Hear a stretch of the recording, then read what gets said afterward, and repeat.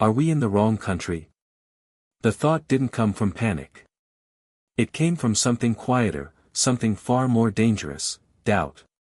Rain tapped steadily against the tin roof above the barracks, each drop landing with mechanical precision, like a clock that refused to stop.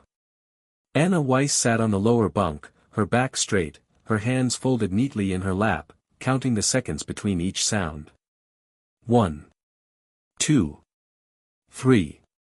Pause. Then again. Outside, the camp stretched into gray distance, mud, wire, watchtowers fading into mist. Somewhere beyond the fence, an engine idled, low and constant, like a reminder that the world was still moving without them. Inside, no one spoke. 23 women, all in identical gray uniforms, all sitting or standing with the same practiced stillness. Nurses, most of them. Trained to observe. Trained to wait. Trained not to react too quickly. The door at the far end of the barracks opened with a sharp metallic click. Every head lifted, but only slightly. Just enough. A soldier stood there, clipboard in hand, rainwater dripping from the edge of his helmet. He read a name. Not loudly. Not harshly. Just a name. The woman stood, adjusted her sleeves, and walked past him without a word. The door closed again. The rain filled the silence. No one asked where she was going. No one needed to. Anna lowered her gaze, focusing on the faint crack in the wooden floor beneath her boots. She traced it with her eyes, slowly, deliberately, as if mapping something real. Something stable. This was how you stayed steady. You found small things. Controlled things. The sound of rain. The grain of wood. The rhythm of your own breathing. Inhale. Exhale. The stories they had been told still lingered, not as fear exactly, but as expectation. Americans were unpredictable. Loud. Careless with power. That was what they had heard. That was what they had prepared for. Another name was called. Another woman left. The space beside Anna grew emptier. She did not look up this time. Instead, she listened. Footsteps outside. Boots on wet ground. A door opening somewhere beyond the barracks. Then closing. Then nothing. Time stretched. 10 minutes. Maybe 20. It was impossible to tell. The rain erased all sense of measure. Then the door opened again. Anna Weiss. Her name, spoken in an accent she couldn't quite place. Not harsh. Not mocking. Just, neutral. She stood immediately. No hesitation. Her body moved before thought could interfere. Training. Always training. She smoothed the front of her uniform, though there was nothing to fix. As she stepped toward the door, she became aware of the others watching her. Not openly.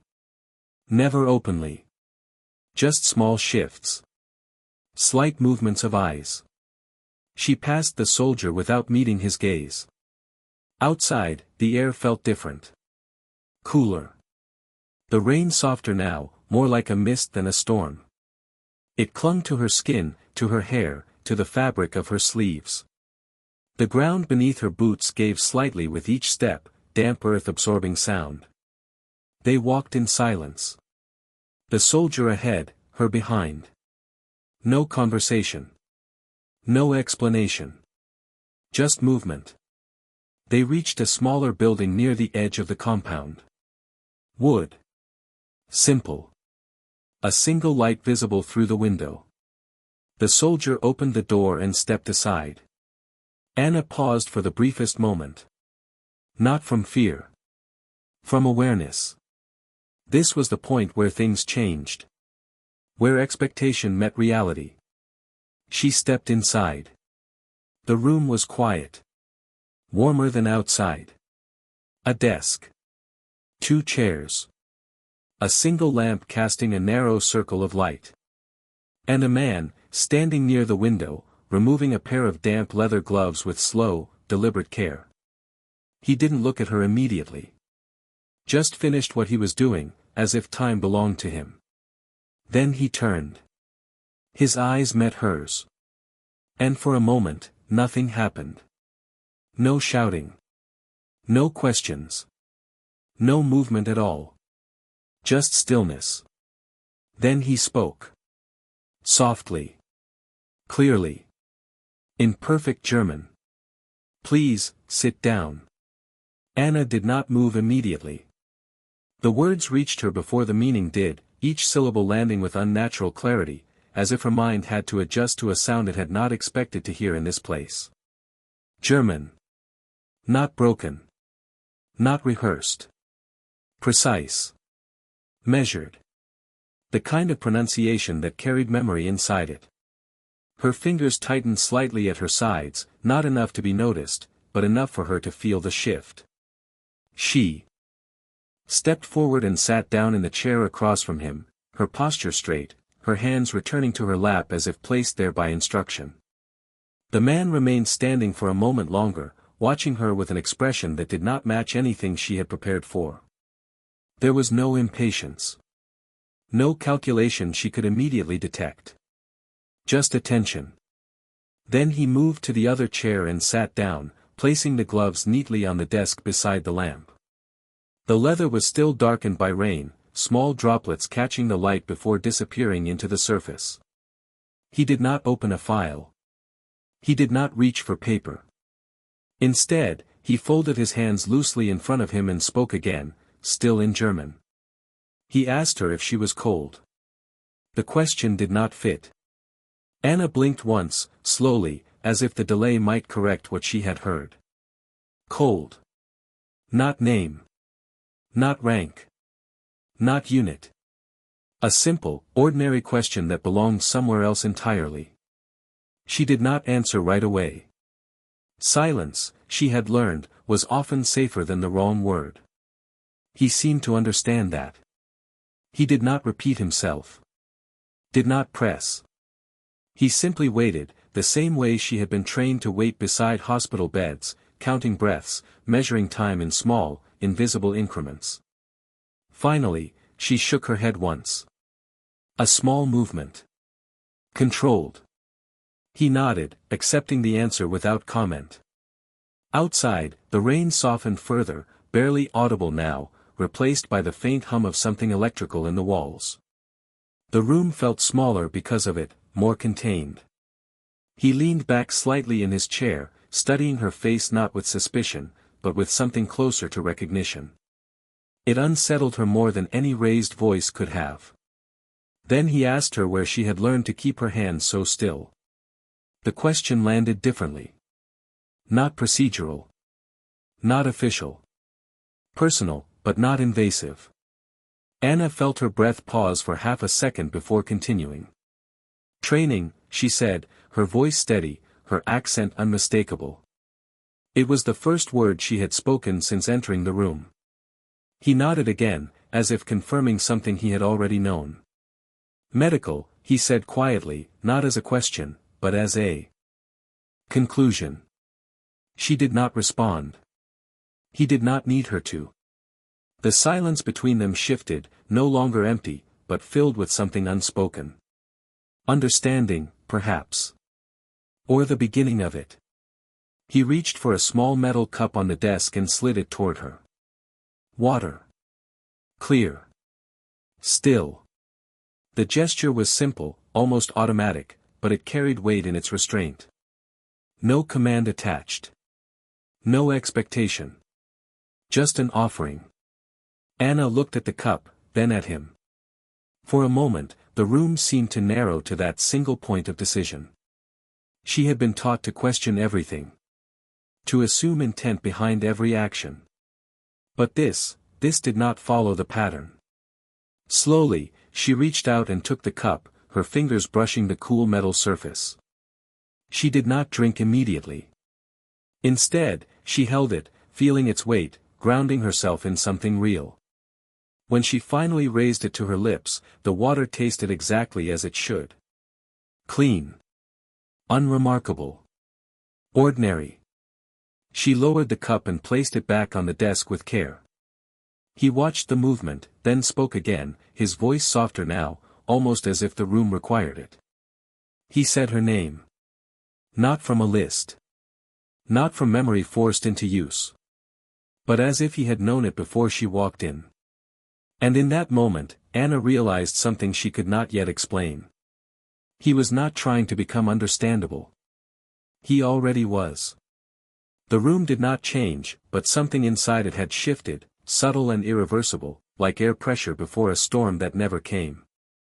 Anna sat with her hands still in her lap, but now she was aware of them, aware of the tension she had been holding without noticing. Across from her, the man remained composed, his posture relaxed but not careless, as if every movement had been considered long before it was made. He did not reach for documents. He did not ask for confirmation of identity. Instead, he tilted his head slightly, studying her with a quiet precision that felt closer to memory than observation. Then he spoke again, his German steady, unhurried, carrying no trace of hesitation. He asked how long she had worked as a nurse. The question should have been simple. It should have been safe. But it was not part of any script she recognized. Anna hesitated, not because she did not know the answer, but because she was trying to understand the purpose behind it. Time stretched in the space between them. 5 seconds. Maybe more. He did not interrupt. Did not repeat. Finally, she answered. 3 years. Her voice remained even, but there was a slight shift in her breathing afterward, a subtle release of something held too tightly for too long. He nodded once, absorbing the information without writing it down. Field hospital, he asked. She blinked. Again, not a question that belonged here. Not in this room. Not in this context. She answered anyway. Yes. Tunisia. The word lingered for a moment, suspended between them like a shared reference point neither had expected to acknowledge. Something changed in his expression then. Not visibly, not in a way that could be easily defined, but enough for Anna to feel it. Recognition. Not of her specifically, but of the place. The experience. The weight behind a single word. He leaned forward slightly, resting his forearms on the desk, closing the distance without making it feel like pressure. The heat, he said quietly, more to himself than to her. It stays with you. Anna's eyes lifted, just for a fraction of a second, meeting his fully for the first time. That was not a guess. That was not something learned from reports or briefings. That was memory. Real memory. She did not respond, but something in her posture shifted again, a fraction softer, a fraction less guarded. He noticed. Of course he did. He reached for the cup again, not to take it back, but to move it slightly closer to her, as if anticipating a need she had not yet expressed. Then he leaned back, creating space again, resetting the distance between them. You are not here for interrogation, he said after a moment, his tone unchanged, still measured, still calm. The word itself, interrogation, landed differently when spoken in her own language, stripped of sharp edges, reduced to something almost clinical. Anna frowned slightly, the first visible expression she had allowed. Not confusion. Not quite. Something closer to recalibration. If not interrogation, then what? The question formed but did not leave her lips. He seemed to understand anyway. There are others, he continued, choosing his words carefully. Some do not understand the difference between questions and control. He paused, just long enough for the meaning to settle. I do. The statement was not defensive. Not proud. Just factual. Anna felt her heartbeat slow, not because she trusted him, but because the situation no longer aligned with fear. It had shifted into something harder to define. Something that required a different kind of attention. She studied his face, searching for inconsistency, for the smallest indication that this was performance. She found none. Only stillness. Only intent without aggression. Outside, the rain had stopped completely. The silence pressed in around the building, thick and complete. Inside, the lamp cast the same narrow circle of light, holding them both within it. He said her name again, softer this time, almost as if testing how it sounded in the quiet. Anna did not look away. Not this time. And in that moment, the balance between them changed, not in power, but in perception. He was no longer an unknown variable. He was something else. Something more dangerous in its own way. Someone who understood without needing to be told. The silence held longer this time, not empty, but deliberate, as if both of them understood that whatever came next would define the shape of everything that followed. Anna remained seated, her back still straight, but the rigidity had begun to fade into something more natural, something closer to control than defense. Across from her, he reached for the gloves again, not to put them on, but to adjust them slightly, aligning the fingers with quiet precision before setting them back down. The movement was small, almost unnecessary, but it revealed something she had not expected. Habit. Order. A need for things to be placed correctly, even in a room where nothing truly belonged. He glanced toward the window for a brief moment, as if measuring the light outside, then returned his attention to her. There was a hospital near Castle, he said, still in German, his tone unchanged, as if continuing a conversation. That had started long before either of them entered this room. Before the war expanded. The statement was careful. Not quite a question. Not quite an explanation. Anna felt the words settle in her mind, connecting to something distant, something she had not thought about in years. Castle. A city she had passed through once, on a train, before everything changed. She did not respond, but her eyes shifted slightly, a fraction of movement that did not escape him. He noticed everything. That much was clear now. I worked there, he added after a moment, his voice softer, not because it lacked confidence, but because it did not need to prove anything. Not as a doctor. Translation. Records. Communication between departments. He paused, allowing the information to exist without forcing it into significance. Anna studied him more carefully now, not searching for weakness, but for alignment. The details were too specific to be fabricated easily. Too ordinary to be part of any strategy she understood. He leaned forward slightly again, resting one hand on the desk, his fingers tapping once, then going still. Your training, he continued, it shows in the way you wait before answering. You measure. You do not react. His gaze held hers, steady, not challenging, but certain. That is not fear. Anna felt something tighten in her chest, not discomfort, but recognition. He was not asking her to confirm it. He was stating it. She did not respond, but this time, the silence was different. It was not protection. It was consideration. He sat back again, creating space, allowing her the distance to think without pressure. There will be others, he said, his tone returning to something more formal, though still calm. Some will speak quickly. Some will assume silence means resistance. He let that settle for a moment before continuing. If that happens, you will ask for me. The words were simple. Direct. But they carried weight far beyond their length. Anna's eyes narrowed slightly, not in suspicion, but in calculation. This was not a favor. It was a boundary. One he was offering, but also defining. Why? She asked finally, her voice quiet but steady, the word precise in its intent. It was not curiosity. It was necessity. He did not answer immediately. Instead, he looked at her as if measuring the question itself, not for difficulty, but for honesty. Then he spoke, his voice unchanged, but something beneath it had shifted, something quieter, more personal. Because understanding prevents mistakes, he said. Not because it was noble. Not because it was right. Just because it was necessary. Anna held his gaze for a moment longer, searching for anything that might contradict what she had heard. She found nothing. Only the same stillness.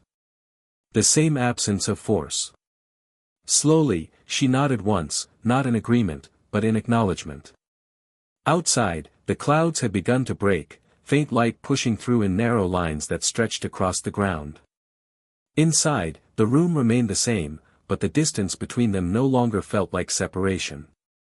It felt like structure. Something intentional. Something controlled. And for the first time since entering the camp, Anna realized she was not being studied as a subject. She was being understood as a person. And that changed everything. Anna did not lower her gaze this time. The nod had been small, almost imperceptible, but it had marked a boundary neither of them would cross again. The room felt quieter now, not because the outside world had changed, but because something inside her had settled into a new position, one that required less resistance and more awareness. Across the desk, he seemed to register the shift without acknowledging it directly. He reached for a sheet of paper at last, not hurriedly, not with purpose that suggested urgency, but with the same measured control he applied to everything else. The paper remained blank. He turned it slightly, aligning it with the edge of the desk, then rested his hand beside it without writing a single word. It was not documentation. It was structure. "There are 6 of you in your group," he said, still in German, his voice carrying the same calm precision. 2 have already been processed this morning. The word processed hung in the air, clinical and distant, stripped of anything emotional. Anna listened carefully, not just to the words, but to what was not being said. "They will return shortly," he added, as if anticipating the direction of her thoughts. "No changes. No issues." The phrasing was deliberate. He was not offering reassurance. He was removing uncertainty. Anna felt a subtle shift in her breathing, not relief, but a recalibration of expectation. "The others," he continued, "will be called one by one. The procedure remains the same." He paused, allowing the pattern to settle into something predictable. Predictability, she realized, was a form of control. Not imposed, but shared. She glanced briefly toward the window, where the faint outline of movement suggested that the camp had resumed its quiet rhythm. Somewhere, footsteps passed. Somewhere, a door closed. Everything continued. He followed her gaze for a moment, then returned to her, his expression unchanged. "You will not discuss this conversation," he said, not as a warning, but as a statement of necessity. Not because it is forbidden, but because it would not be understood. The distinction mattered. Anna looked back at him, her eyes narrowing slightly as she considered the implication. He was not protecting himself. He was protecting the space between them. The part that did not belong to the system outside this room. "If they ask," he continued, "you will tell them nothing happened." A simple sentence. Direct. But not dismissive. Nothing happened did not mean nothing occurred. It meant nothing that could be explained without distortion. Anna held his gaze, measuring the request against her own sense of control. Silence had always been her tool. Now it had a different purpose. She nodded once more, slower this time, more deliberate. Not compliance. Alignment. He seemed to accept that without further comment. The lamp flickered slightly, then steadied, the light returning to its narrow circle. He stood then, not abruptly, but with the same quiet intention that defined every movement he made. The chair shifted back with a soft sound against the floor. He reached for his gloves, slipping them on one at a time, the leather adjusting to his fingers as if it had been waiting. When he looked at her again, there was no change in his expression, but something in the air had settled into finality. "You may go," he said, still in German, the words simple, unforced. Anna stood, her movements controlled, but no longer rigid. She adjusted her sleeves again, though this time it felt less like preparation and more like habit. As she turned toward the door, she paused, just for a moment, her hand hovering near the handle. Not hesitation. Consideration. She glanced back at him, not fully, just enough to confirm something she could not yet define. He remained where he was, already distant in his stillness, as if the conversation had been placed carefully behind him. She opened the door and stepped outside. The air felt different now. Cooler, clearer, the rain completely gone. The ground still held moisture, but the sky above had begun to open, thin lines of light breaking through the clouds. She walked back across the yard, her boots pressing softly into the damp earth, each step measured, each breath steady. The barracks came into view, unchanged, waiting. As she reached the door, she realized something that had not been true before. She was not returning as the same person who had left. Not stronger. Not weaker. Just, more aware. And inside that awareness, there was no fear. Only understanding.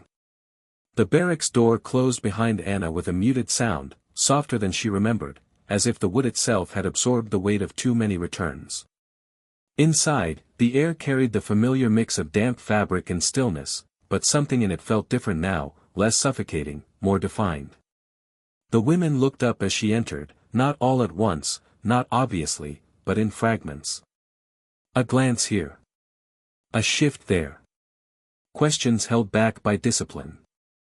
Anna walked to her bunk without speaking, her step steady, her posture unchanged, but her presence altered in a way that did not require explanation. She sat down, placing her hands in her lap again, the same position as before, but now it felt like a choice rather than a reflex. Across the room, one of the older nurses, Marta, studied her carefully, her eyes narrowing just slightly. Not suspicion. Recognition. She had seen this before. Not in camps. In hospitals. In moments when someone returned from a room carrying more than they had taken in. Well? Marta asked quietly, her voice low enough that it did not carry beyond the immediate space between them. The question was simple. Expected. Anna did not answer right away. She lowered her gaze, focusing again on the grain of the wood beneath her boots, tracing the same faint crack she had followed earlier. The pattern had not changed. Only her understanding of it had. Nothing, she said finally, her voice even, controlled. The word settled into the room, light, almost empty. But not dismissive. Not careless. Just, contained. Marta held her gaze for a moment longer, then gave a small nod, as if confirming something that did not need to be spoken aloud. Around them, the room returned to its quiet rhythm. A woman adjusted her sleeve. Another shifted on her bunk. Outside, footsteps passed again, measured and distant. Life continued within its boundaries. One by one, the others were called. Each name spoken with the same neutral tone. Each woman rising, walking out, returning later with the same composed exterior. No one spoke of what happened inside those rooms. Not because they were told not to. Because there were no words that would not distort it. Time moved differently now. Slower. More deliberate. Anna found herself listening again, not to the rain this time, but to the absence of it. The silence between sounds. The space where something could happen, or not. When Marta was called, she stood with the same quiet control, her movements efficient, her expression unreadable. She paused briefly beside Anna, just long enough for their eyes to meet. No words. Just a shared understanding that did not require explanation. Then she left. The door closed again. Anna remained where she was, her hands still, her breathing steady. But her attention had shifted outward now, beyond the walls of the barracks, beyond the pattern of names and returns. She thought about the room. The desk. The lamp. The way he had aligned the paper without writing on it. The way he had spoken without urgency. Without force. It did not fit into anything she had been taught. And yet, it made a different kind of Sense. Not strategic. Not tactical. Human.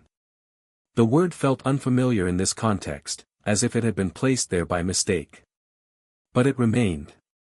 When Marta returned, her steps were slower than before, not from weakness, but from thought.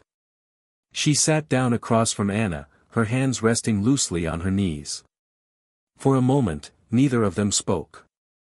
Then Marta exhaled quietly, almost a laugh, though no sound followed. Strange, she said, more to herself than to Anna. The word lingered. Anna glanced at her, just briefly, then looked away again. She did not agree. She did not disagree. But something inside her settled into place with quiet certainty. It was not strange. It was unfamiliar. And unfamiliar did not mean wrong. Outside, the light continued to break through the clouds, thin lines stretching across the yard, touching the edges of the fence, the corners of the buildings, the spaces in between. Inside, the barracks remained the same. But Anna no longer measured it by what it contained. She measured it by what had changed within her. And that change did not need to be spoken to be real. The afternoon settled over the camp with a quiet steadiness, the kind that did not announce itself but gradually replaced whatever had come before. The barracks remained still, but the stillness was no longer tense. It had shifted into something more controlled, more intentional. Anna sat where she had been for hours, her posture unchanged, but her awareness moving outward, beyond the walls, beyond the routine that had once defined every moment. Outside, the guards moved along their usual paths, their boots pressing into the drying ground with measured rhythm. Nothing about their movement suggested urgency. Nothing suggested threat. Just order. Inside, the women had begun to return to small tasks, the kinds of movements that filled time without drawing attention. A sleeve mended. A button replaced. Hands occupied, minds quiet. Marta sat across from Anna, her fingers loosely intertwined, her gaze unfocused as if she were looking at something that was no longer in the room. He did not ask anything, she said after a long pause, her voice low, almost reflective. Anna did not respond immediately. She did not need to. The statement was not a question. It was an observation waiting to be acknowledged. No, Anna said finally, her tone even. Marta exhaled slowly, her shoulders lowering just a fraction. And yet, she added, her eyes shifting toward Anna, it felt like he knew everything. The words settled between them, heavier than they should have been. Anna glanced at her, just briefly, then looked down again at her hands. There was no argument to make. No correction. Only recognition. Across the room, another woman adjusted her position on the bunk, the faint creak of wood marking the movement. The space continued to function as it always had. But the understanding inside it had changed. Later that afternoon, a guard appeared at the door again, his presence announced by the same quiet click, the same controlled posture. He did not raise his voice. He did not need to. Work detail, he said simply, his English clear, his tone neutral. The words carried through the room without resistance. The women stood, one by one, moving into formation with practiced ease. Anna rose with them, her movements fluid, no hesitation, no delay. Outside, the air had warmed slightly, the earlier rain leaving behind a faint scent of earth and something cleaner beneath it. The sky had opened further now, patches of blue stretching between thinning clouds. The yard looked different in this light, less confined, though nothing about it had physically changed. They were led toward a smaller section of the camp, near a row of utility buildings. Buckets, cloths, simple tools arranged with the same quiet order that defined everything here. Anna took her place among the others, her hands moving automatically as she began the assigned task, wiping down a wooden surface worn smooth by repeated use. The motion was familiar. Repetitive. Safe. But her attention was elsewhere. She noticed the way the guards positioned themselves, not hovering, not watching closely, but present. She noticed the distance between them, the lack of urgency in their stance. And then, without intending to, she noticed him. He stood further back, near the edge of the building, partially in shadow, his posture relaxed, his hands behind his back. Captain Daniel Brooks. He was not observing the group as a whole. He was observing the space. The interactions. The absence of conflict. His gaze moved slowly, deliberately, taking in details that others would have ignored. Anna did not stop her work. She did not look at him directly again. But she was aware of him in a way that did not feel intrusive. More like a presence that did not need to announce itself. At one point, a younger woman beside her hesitated, her movements slowing as she struggled with the cloth in her hands. The guard nearest them shifted slightly, as if preparing to step in. Before he could, Brooks spoke, his voice calm, his English quiet but firm. "Give her a moment." The guard stopped. The moment passed. The woman resumed her work. No further attention was drawn to it. Anna felt the weight of that exchange without looking up. It was small. Almost invisible. But it confirmed something she had already begun to understand. Authority did not always need to be loud to be absolute. And restraint, when chosen, carried more force than command. The work continued. The sun lowered slightly, casting longer shadows across the ground. Time moved forward, as it always did. But Anna no longer measured it by hours or tasks. She measured it by moments like this. Moments where nothing happened. And yet, everything changed. The rhythm of work settled into something almost meditative, the repetition smoothing out the edges of thought until only small observations remained. The wood beneath Anna's hands grew cleaner with each pass of the cloth, the grain revealing itself more clearly as the thin layer of dust disappeared. She moved steadily, not faster than necessary, not slower than expected, her attention divided between the task and the quiet awareness that had taken root since the morning. Around her, the others worked in similar silence, their movements coordinated without instruction, as if the absence of chaos had created its own kind of order. The sun continued its slow descent, the light shifting from sharp brightness to something softer, warmer, casting long shadows that stretched across the yard and settled into the corners of buildings.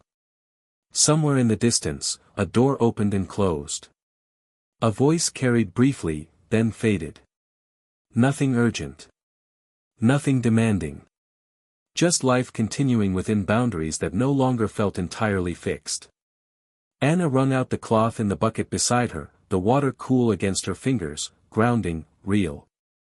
As she straightened, she allowed her gaze to lift, just slightly, not enough to draw attention, but enough to take in the space beyond her immediate task. He was still there. Not in the same position, but close enough to suggest intention rather than coincidence. Captain Daniel Brooks stood near the edge of the yard now, speaking quietly with another officer, his posture relaxed, his gestures minimal. The conversation did not appear tense. No sharp movements. No raised voices. Just two men exchanging information in a way that did not disturb the air around them. Anna looked away before the moment could become something else. It was not curiosity that guided her attention. It was recognition. He operated differently. Not above the system. Not outside of it. But within it, in a way that altered its effect without changing its structure. She returned to her work, her hands moving again, steady, precise. Beside her, the younger woman from earlier continued her task with more confidence now, her movements less hesitant, more assured. The moment from before had passed, but its impact remained, subtle and lasting. No one mentioned it. No one needed to. Time moved forward. The tasks were completed one by one, the surfaces cleaned, the tools returned to their places. As the work drew to a close, the guards signaled quietly, their gestures efficient, guiding the group back toward the barracks without unnecessary instruction. The women fell into step naturally, their formation loose but consistent, shaped by routine rather than enforcement. Anna walked among them, her pace even, her gaze forward, but her awareness extended beyond what she could see directly. As they crossed the yard, she felt it again, that quiet shift in the air, the sense of being observed not as an object, but as part of a larger pattern. She did not turn. This time. She did not need to. The presence was familiar now. Not intrusive. Not threatening. Simply there. They reached the barracks as the light began to soften further, the sky transitioning into shades that blended slowly into evening.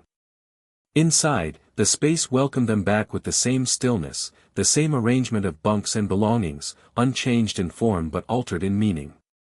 Anna sat down again, her movements controlled, her hands returning to their place in her lap.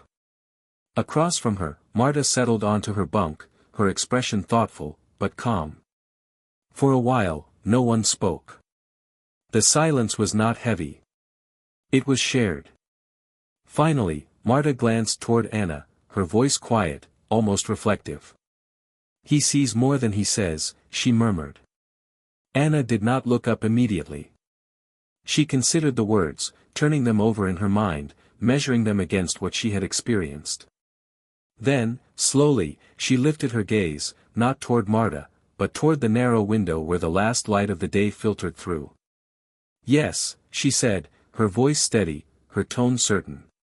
"And he chooses what matters." The words settled into the room with quiet weight. No one responded. No one needed to. Outside, the last of the light slipped below the horizon, leaving the camp in a softer, quieter darkness. Inside, the understanding remained, unspoken but clear.